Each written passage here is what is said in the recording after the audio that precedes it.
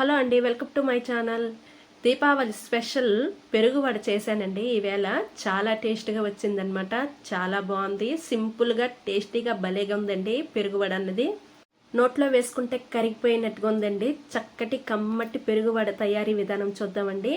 మనము పెద్ద పెరుగు ప్యాకెట్ ఒకటి తెచ్చుకొని చక్కగా మనం దేంట్లోనైతే వాళ్ళు వేసుకుంటామో దాంట్లోన చక్కగా ఆ పెరుగు అనేది వేసుకొని చిలక కొట్టేసుకోవాలండి. మొత్తము ముక్కలు లేకుండా, మరీ చిక్కగా కాదు మరీ పలచగా కాదు అన్నట్టుగా ఆ మజ్జిగ ఉండాలండి. మజ్జిగున్న తర్వాత దాంట్లో సాల్ట్ వేసుకొని మరి కొంచెం కలుపుకోవాలి.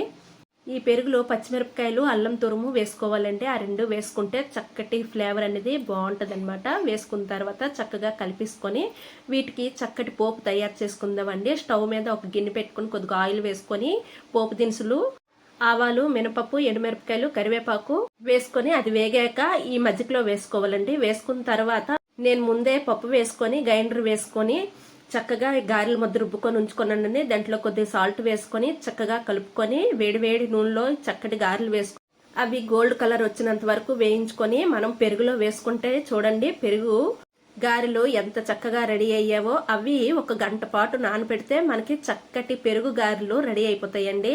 చాలా టేస్ట్గా ఉంటాయి. నోట్లో వేసుకుంటే కరిగిపోయినట్టుగా ఉంటాయండి.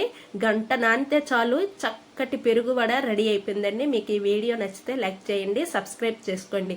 అందరికీ మరొక్కసారి దీపావళి శుభాకాంక్షలండి. అందరికీ లక్ష్మీదేవి అనుగ్రహం అందరిపైన ఉండాలని కోరుకుంటూ నమస్తే.